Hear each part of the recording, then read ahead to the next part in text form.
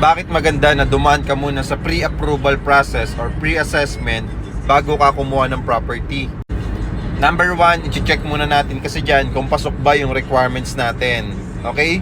So makikita natin sa requirements mo kung kompleto ba at kaya bang isupport yung inyong income or proof of income. Pangalawa, yung capacity to pay po ninyo. Dapat po kasi nating malaman yung capacity to pay ninyo kung pasok ba doon sa requirement na basic income requirement ni Pag-ibig or gross monthly income requirement ni bangko.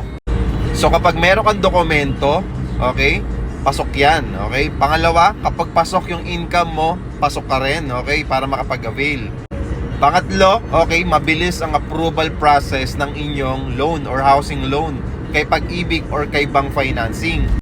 Kaya napakaganda na dumaan ka muna sa pre-approval or pre-assessment. Wala ka namang babayaran dito kahit anong amount.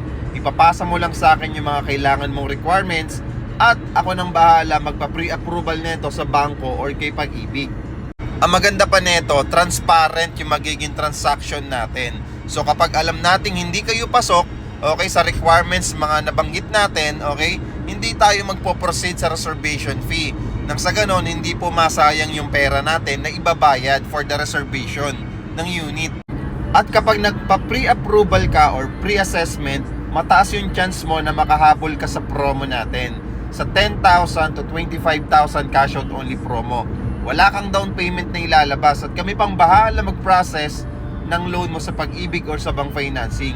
No hidden charges, no lump sum, lifetime ownership or perpetual ownership. Meron talagang certificate, condominium title, CCT na makukuha after mo mabayaran yung property. Malapit sa mall, malapit sa school, malapit sa supermarket, malapit sa lahat at meron pang itatayong commercial strip dito sa harap ng project at MRT4, kaya naman mabilis tataas yung property mo.